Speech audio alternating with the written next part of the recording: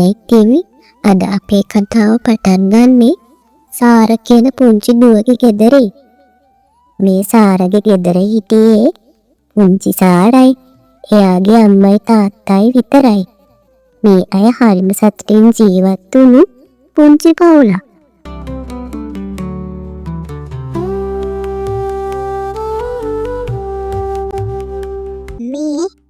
අම්මේ ඔයා මොකද කරන්නේ? අනේ මෙහෙට එන්නකෝ. මොකද දරුවෝ මේ කෑ ගහන්නේ? මම මේ උයන ගමන් හිටියේ. දැන් තාත්තත් ගෙදර නැවැති. මම ඉක්මනට උයන්න ඕනේ. අනේ අම්මේ අපි අද පන්සල් යනවද? අද මගේ යාළුවෝ හැමෝම පන්සල් යනවා කිව්වා. හරි දරුවෝ. අපි තාත්තත් ආවම තාත්තගෙනුත් අහලා හවස් වෙලා පන්සල් යමුකෝ. හැබැයි අම්මේ මොන්න අනිවාර්යෙන්ම යන්න ඕන. නැත්තම් හෙට ඉස්කෝලේදී යාළුවෝ හැමෝම මට විහිළු කරයි. මං විතරයි පන්සල් ආවේ නැත්තේ කියලා. මං එනවා කියලා ඒ අයට බොරු කිව්වා කියලා. හරි දුවේ. අපි හවසට පන්සල් යමුකෝ. මං යනවා කුස්සියට. දැන් උයන්න ඕනි ඉක්මනට. යමු අම්මේ මාත් අම්මට උදව් කරන්න.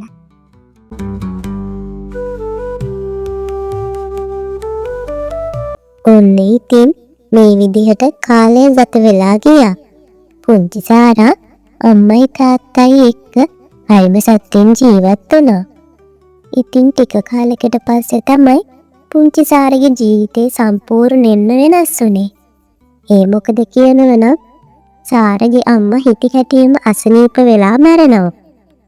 ඉතින් සාරගේ අම්මගේ මරණයෙන් පස්සේ තමයි සාරගේ ජීවිතයට කනකොකා හඬන්න පටන් ගත්තේ.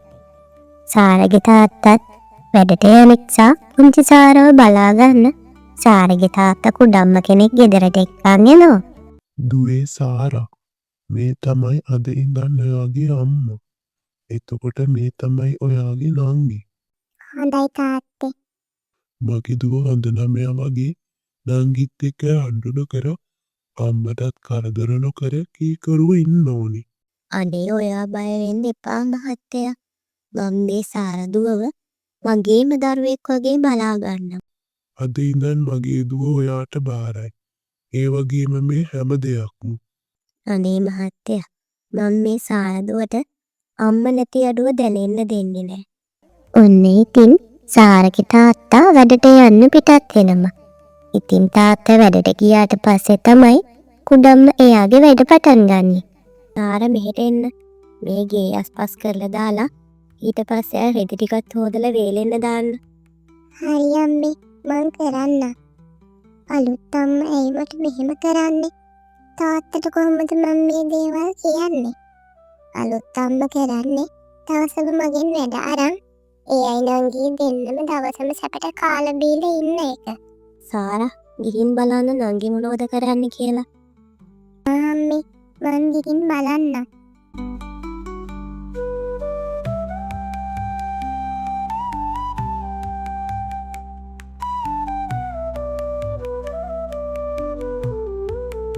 නංගි ඔයා මොකද මෙතනට වෙලා කරන්නේ?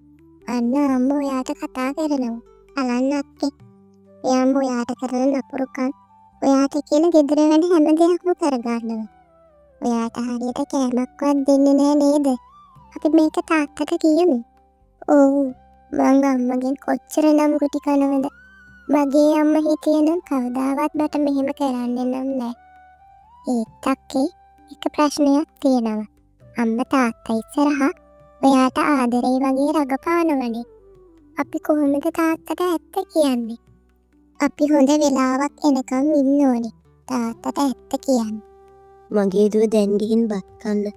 දැන් හොඳටම දවල් වෙලානේ. හරි අම්මේ මම කන්න. අනේ අම්මේ මටත් හොඳටම බඩගිනි. මටත් කෑම දෙන්නකෝ. කෑම ඕනි නම් ගෙදර වැඩ ඔක්කොම ඉවර කරගෙනම. එතකොට කෑම දෙන්න. නැත්තම් කෑම නෑ. අනේ අම්මේ මං කාලා ඉතුරු වැඩ ටික කරන්නම්.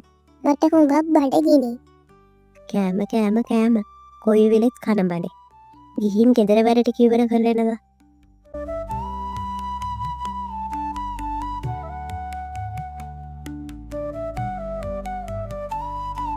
අනේ ඉතින් කුඩම්ම සාරට කොච්චර දුෂ්ටකම් කරත් උඩම්මගේ දුව නම් සාරට හුඟක් ආදරේ. සාරයි එයයි හරිම ආදරෙන් හිටියා. අම්මලා දෙන්නෙක්ගේ දරුවෝ වුණත් එකකුස උපන් සහෝදරයෝ වගේ හරිම ආදරෙන් සිරහතින් තමයි ඒ දෙන්න හිටියේ. සාරා ගෙදර වැඩ ඉවර නම් මගේ මේ කකුල් දෙක හොඳටම රිදෙනවා. කකුල් දෙක ටිකක් අත ගන්න. හරි අම්මේ. මම කකුල් දෙක අත ගන්නම්.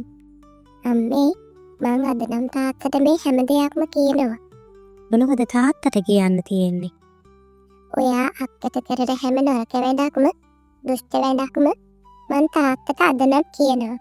උඹ කට ඇරියොත් උඹට මං හොඳ පාඩමක් උගන්වනවා. කන්න දෙන දෙයක් කාලා පාඩු ඉඳපන්.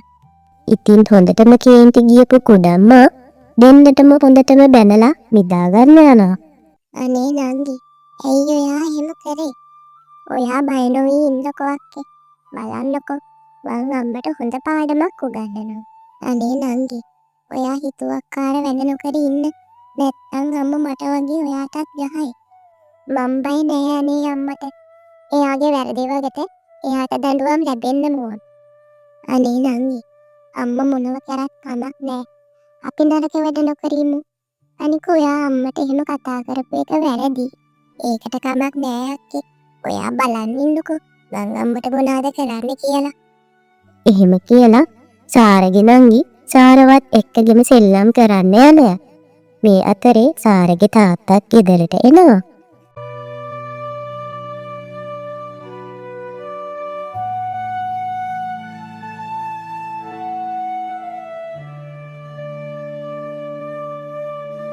කොනෝනේ මේ දරුවෝ දෙන්න?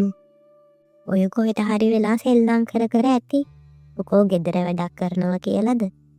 මට නම් දැන් මෙපා වෙලා මේ වැඩ කරලම. පොඩ්ඩක් ඉන්නකෝ හාමිනේ. මං සාරදුවට කියන්නම්කෝ හාමිනේට මේ ගෙදර දොරේ වැඩවලට ටිකක් උදව් කරන්න කියලා. දුවේ සාරා නංගි එක්ක මෙහෙට එන්න. දුවේ අද ඉඳලා අම්මට ගෙදර වැඩවලට ඔයා ටිකක් උදව් කරන්න. අම්මට තනියම මේ වැඩපල කරගන්න බෑනේ. හොඳයි තාත්තේ. මං උදව් කරන්නම් අම්මට. මුංචි සාරා මොනතරම් මහන්සි වෙලා වැඩ කරත් සාරගේ අලුත් අම්මා සාරගේ තාත්තට බොරු කියලා සාරට හොඳටම බන්නනවා. ඒ පුංචි සාරගේ හිතේ නම් මේ අය ගැන පුංචි තරහක්වත් තිබුණේ නම් නෑ. පුංචි සාරට හරියට කෑමක්වත් තිබුණේ නම් නෑ. ගෙදර අස්පස් කරන වැඩ, ඇඳුම් හොදන වැඩ, වියන පියන වැඩ මේ හැම දෙයක්ම සාරට තනියම කරන්න උනෝ. නංගි උදව්වට ආවොත් පුංචි සාරට ඒකටත් කුඩම්මගෙන් ගුටි කන්න සිද්ධ වුණා. සාරා මෙහෙට එනවා. ඇයි අම්මේ? තමුන් කොහමද මගේ දුවගෙන් බැදගන්නේ? තමුන්ට කොහෙන්ද එච්චර අහංකාරකම? අනේ මං නංගිට වැඩ කරන්න කිව්වේ නැහැ අම්මේ. අනේ අම්මේ අක්කට මුකුත් කරන්න එපා. මං තමයි අක්කට උදව් කරන්න එතනට ගියේ. ඉන්නකො සාරා. මං තමුන්ට හොඳ පාඩමක් උගන්වන්න ජීවිතේටම අමතක නොවෙන්න. තමුන්ගේ තාත්තා ගෙදර එනකම් ඉන්නවකෝ. මං කරන්නම්කෝ හොඳ වැඩක්. මං කිව්වා නේද නංගි ඔයාට මේ දේවල් කරන්න එපා කියලා. දැක්කද දැන් වෙච්ච දේවල්? ඔන්නේ ඉතින් මේ දේවල් සිද්ධ වෙන අතරේ සාරගේ තාත්තත් ගෙදරට එනවා. අරදුවේ කොමේ ළමයි? ඔය වත්ත පහල කොහේ හරි ඇති සෙල්ලම් කර කර.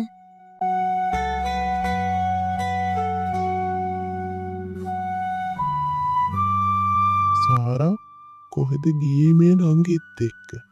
ඇයි මේ මගේ දුරගේ හැස් ඉදිමිලා? අද දවසම මේ දෙන්න සෙල්ලම් කරා එළියේ. ඒක නිසා වෙන්නේ නැති එහෙම පේන්නේ. මං කියලා තියෙනවනේ සාරා අම්මට ගෙදර වැඩවලට උදව් කරන්න කියලා. දවස තිස්සෙම සෙල්ලම් නොකර. සමා වෙන්න තාත්තේ. ආයෙම මං එහෙම කරන්නේ නෑ. බලන්නකෝ අක්කේ අම්මා තාත්තට කියන බොරු. මං අද තාත්තට හැම දෙයක්ම කියනවා. නංගි තාත්තට හැම දෙයක්ම කියන්න හැදුවත් සාර නංගිව නවත්තන්නයි. ඉතින් තාත්තා පොඩ්ඩු විදිහටම සාරට බැනලා එතනින් යනවා. වෙලාවට මේ මිනිස්සයම අව විශ්වාස කරේ. නැත්තම් හැමදේම ඉවරයි. මේ මගේ කෙල්ලට නම් පාඩමක් උගන්වන්න ඕනි. සාර කෙල්ල නම් කට වහන් ඉන්නවා. ඒත් මේ මගේ කෙලි මාව අහු කරලා දෙන්නමනේ හදන්නේ. මගේ වෙලාව හොඳ නිසා අද මම බේරුණා.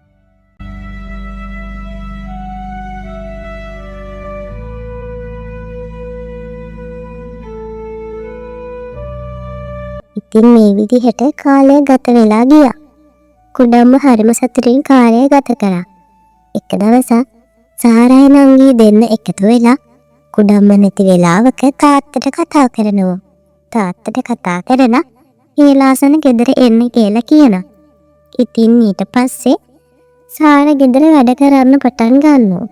ඒ තාත්තා ගොඩක් හේලාසන ඉන්න ගෙදරට එනවා. මේ මොකද මේ? ඇයි මගේ දුව මේ අඬන්නේ? කෝ අම්මා? ඔයාගේ ඇඟේ දෙලිකුණු. ඔයාද මේ ගෙදර හැම වැඩක්ම කරන්නේ. කෑ ගහන්න එපා තාත්තේ. තාත්තා පොඩ්ඩක් හැංගිලා මෙතන වෙන දේවල් බලන් ඉන්නකෝ.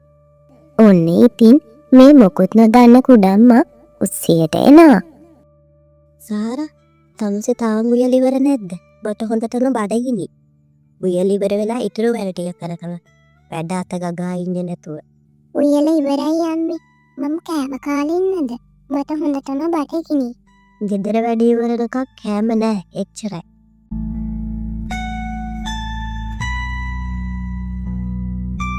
මහත්තයා ඔයා කොයි වෙලාවෙද ආවේ?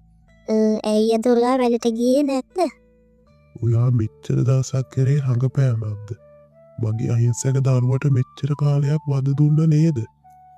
මම මේ දරුවවත් කියන දේ විශ්වාස නොකර තමුන් විශ්වාස කරා. ඒත් මං අද මගේ ඇස් වලින්ම දැක්කා මගේ දරුවට සලකන විදිය.